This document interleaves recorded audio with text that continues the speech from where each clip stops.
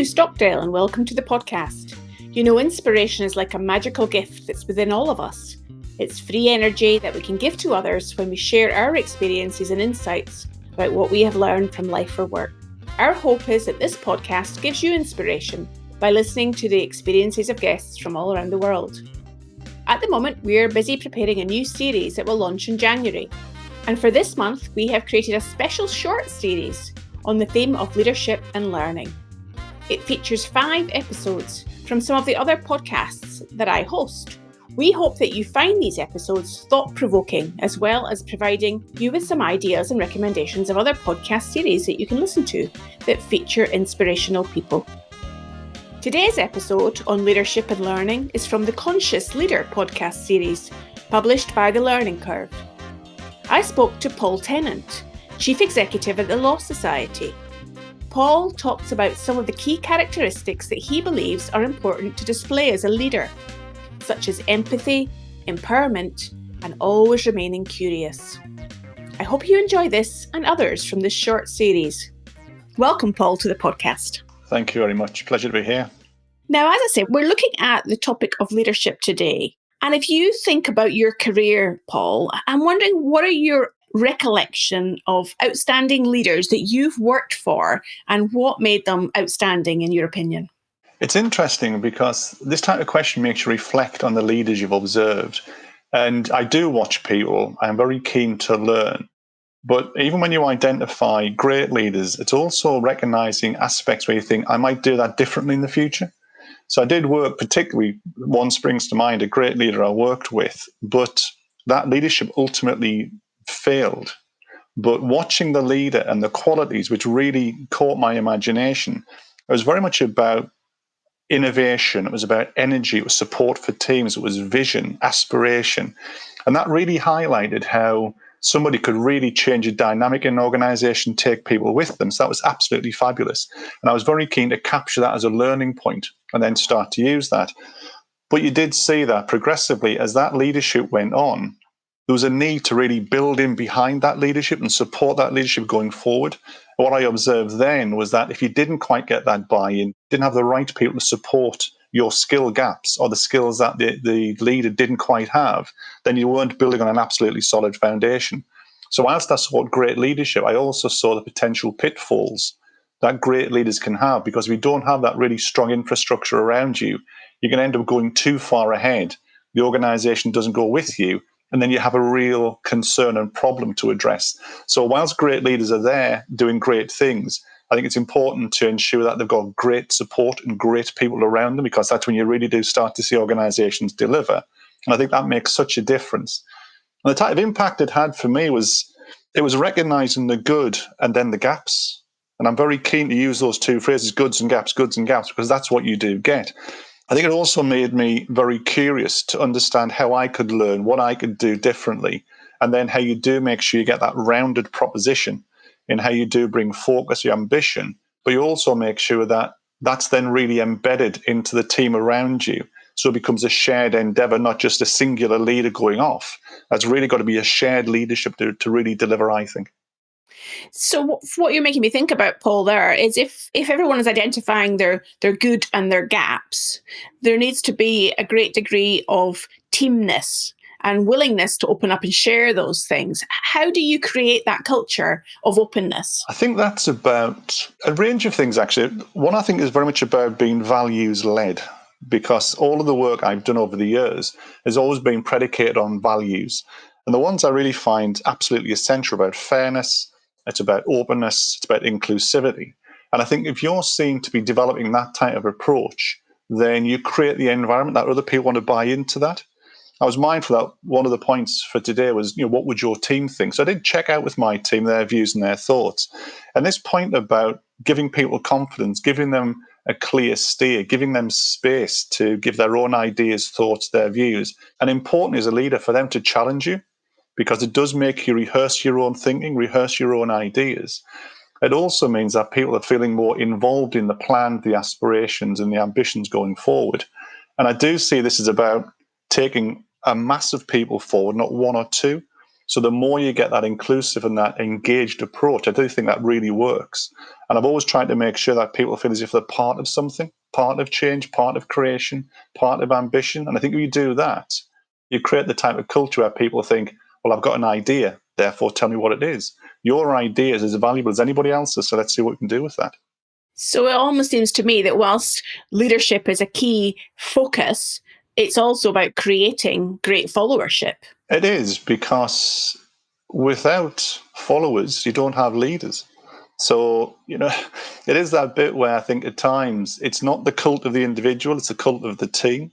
And I think often I see leaders as a lightning rod. They bring together ideas, their views, their way of delivering things. And often I think leadership is about the level, it's almost the style as to how you do it. I think that style's got to be inclusive. The style's got to be communicative. It's got to make sure that you're talking to people regularly and that's got visibility, because otherwise it does seem to operate in a vacuum. And I just don't think that's particularly beneficial. So I think your point about making sure people feel part of this is absolutely essential.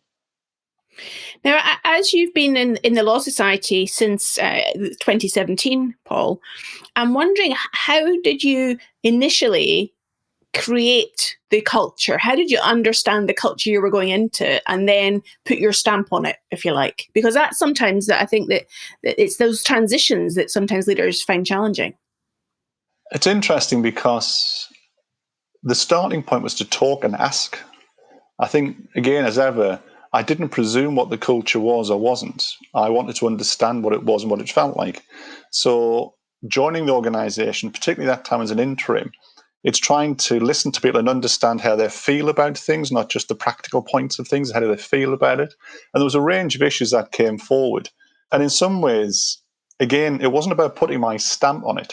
It was about asking questions. It was about being curious. It was about creating conversations. It was about asking people what they thought the culture should be, because culture is owned by everybody. So it was trying to get that conversation onto the table first and foremost, get people feeling as if they could influence that conversation. And then when we revamped the values, there were values based on the staff's views. I was happy to facilitate that. And I do think, again, part of leadership is a combination of tell, direct, and engage. And you use those in different ways depending on the circumstances. And the values piece wasn't my values, it was our values and the values that we wanted to have in place for the next 10 years for the organization. So it was really important that they came from the staff group. Now, as those values then get established, you tag behind that behaviors and ways of working and what the norm is and how we do things around here. And that's when the staff really buy into it, because they start to see it in practice. They start to see their managers using it.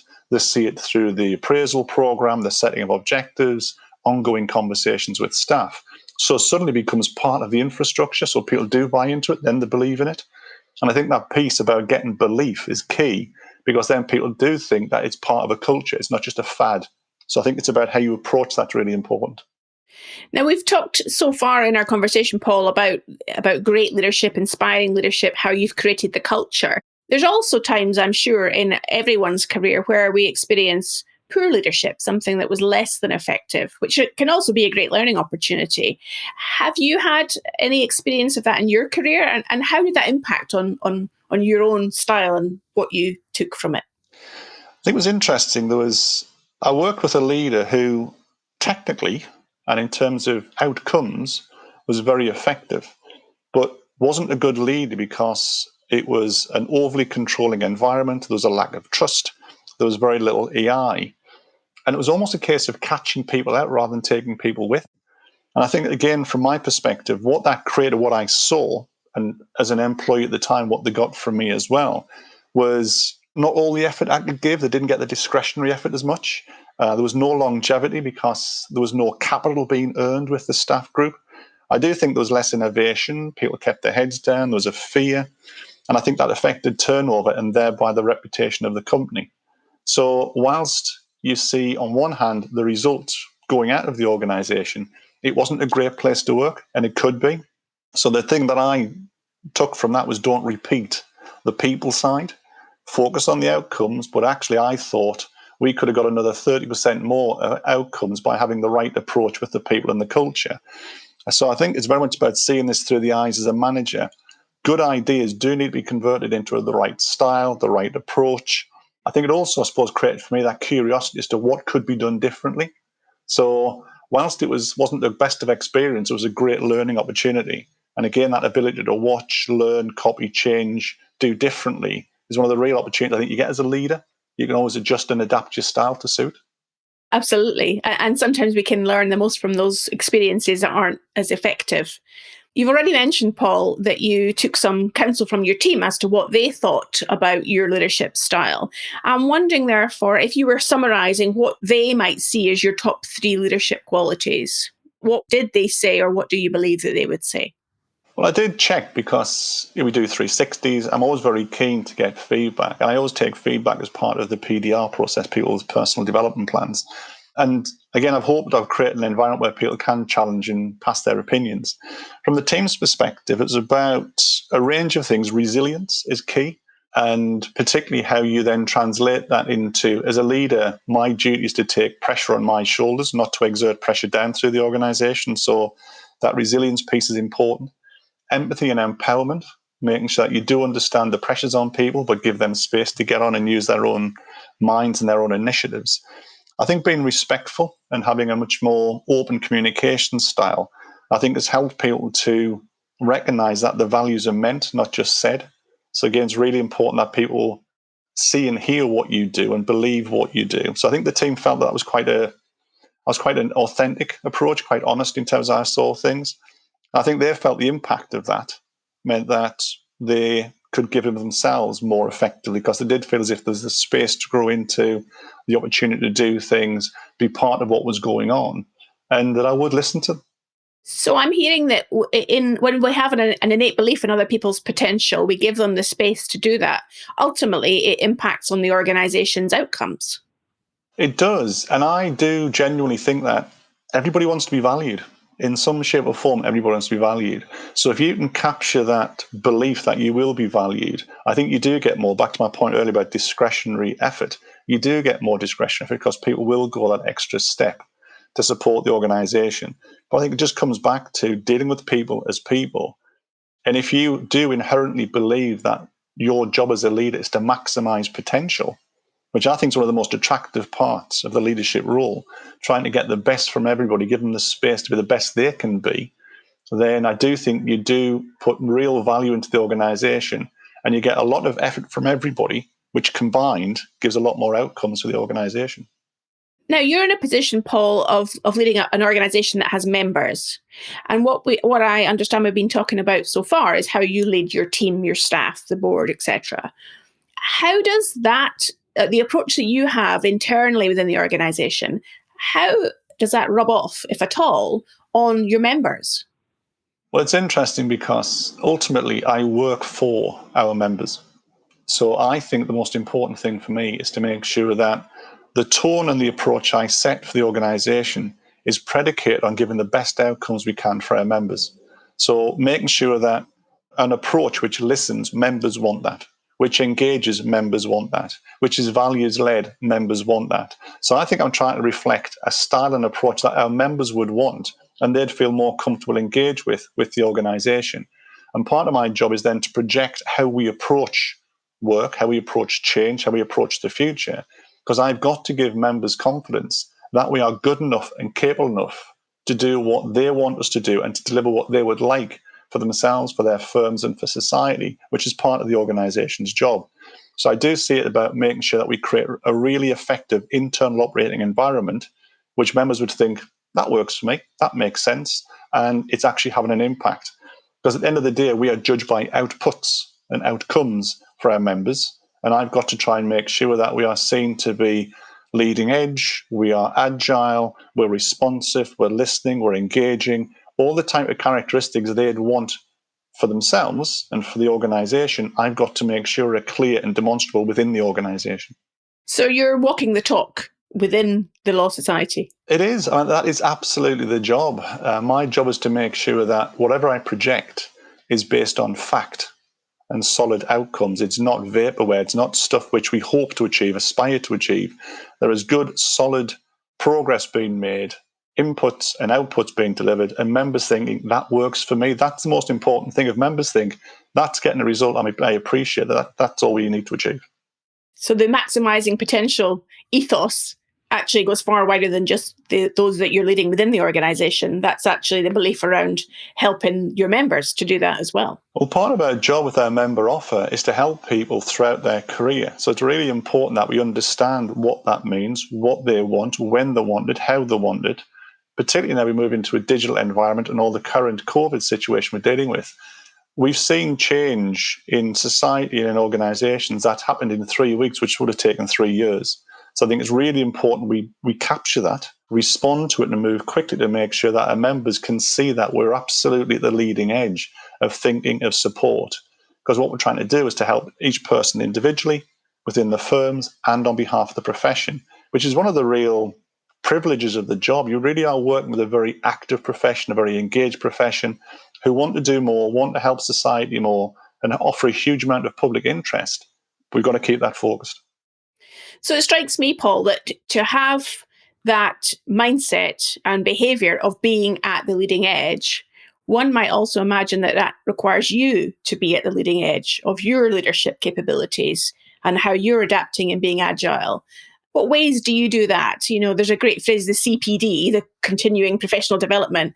But, you know, just to get a sense, how do you keep yourself at the top of your game? I think I've got an inherent curiosity. I like to learn. I've come into profession. I'm not a solicitor. I've come into run an organisation on behalf of solicitors. I needed to learn about the profession quickly. I think that's really important. It was one of the most attractive parts about the job. It's a fascinating profession. I think it's about making sure that as a leader, you train. It's interesting. You get top athletes who train and train and train. People often become managers or leaders and forget that you've not arrived. It's a position you're in, but you've got to build that skill set. So I do coaching. I've got training programs across the organization. I engage with those trainers. I do additional reading because I just like to understand what more I can do to raise my game. And leadership is changing constantly. The environment's changing constantly. And I think a lot of the models and principles change quite quickly as well. And I think it's how you just recognize those shifts and adapt and tweak and change. And again, like athletes, you're not saying I'm going to overhaul, but you're just looking at ways and means where you can improve a little bit here, a little bit there, a little bit. Because I think if you don't have that curiosity, then you won't drive change because you won't change yourself. You won't have ambition because you don't have ambition for yourself. I think that type of approach has got to be inherent in you because that's when you can actually project it to others because it is what you believe in as opposed to, well, I need to say this, don't I? No, if you don't believe it, don't say it. Well, that makes absolute sense. Now, another quality that we know is essential for leaders, in addition to what we already talked about, is what we call the pause, which is about prioritizing time for thinking, being objective when making decisions, and as we've talked about, looking at this, perhaps the status quo or what needs to be shaken up or changed. What would your take be, Paul, on the value of pausing? And if so, how do you make that happen for you? I think a pause is essential because hopefully one of my characteristics is I reflect. And I do need to reflect on a fairly regular basis because I think you can get wrapped into the day-to-day. But as a leader, you've got to lift your head every so often and see across the piece. So I think the pause is a useful approach, but I use the pause for individuals, for teams, and for the organization. So if I'm working with an individual, part of my job, I think, is to coach. The pause is stepping back and having a conversation with somebody to help them step back a little bit and look at their own skills, the work that they've done, their approach, their thinking, take a little bit of heat out of the situation, just ask them to reflect a bit about where they'd like to go, how they're delivering, what that might look differently, and ask them to reimagine every so often. So I think part of my job is to create the pause for people. Within teams, it's also about giving a team an opportunity to reflect and reimagine how it does things. And I think that's essentially, again, in any change program, I'm not trying to impose change. I'm trying to create the question of change and what change might be and create that capacity and capability in the team to reflect on change. So again, I'm encouraging a pause with them. And on behalf of the organization, my job is to create the pause because it does allow me to think, well, objectively, what should we be doing? How are we seeing through the eyes of others? What could we do differently? I don't really like the status quo. I do like change inherently. But I think that is not change for the sake of. It's trying to make sure that change is measured, it's effective, it's considered, and it's built on a desire to make things better continually. It's not for the fun of it.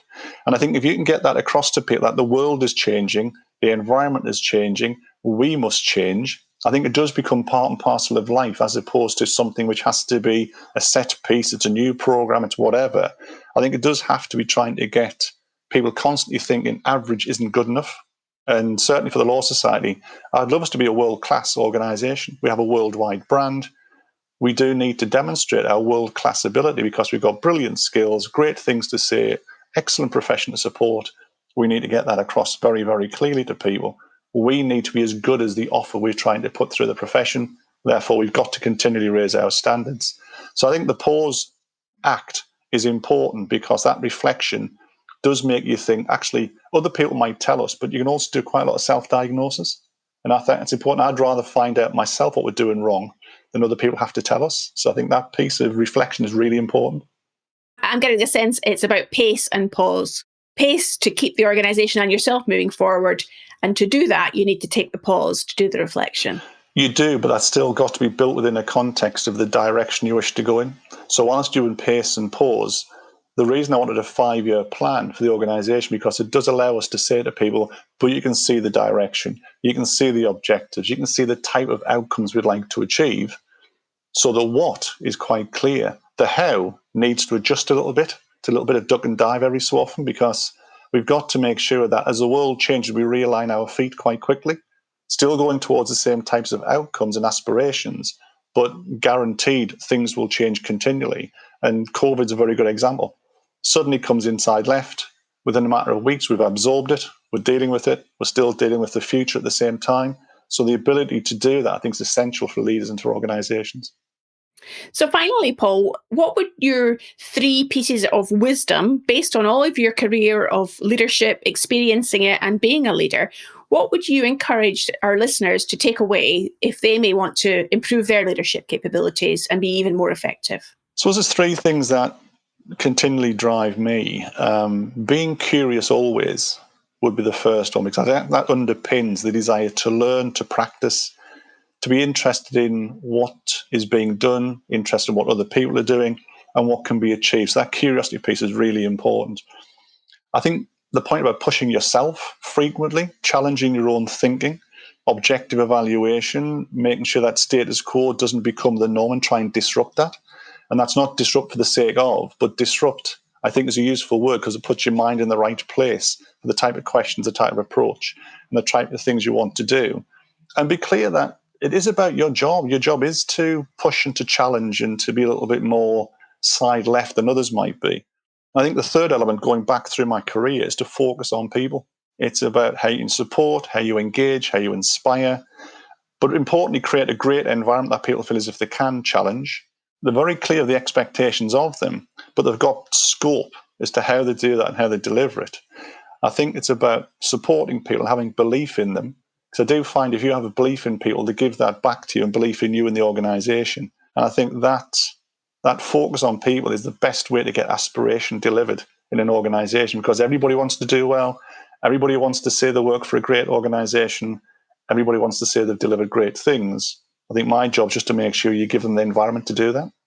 So wise words from you, Paul. And during our pause to have this podcast conversation today, I think we've really learned about what are some of those important leadership characteristics that are important to you and that would help organizations to consider ensuring that their leaders are displaying as well.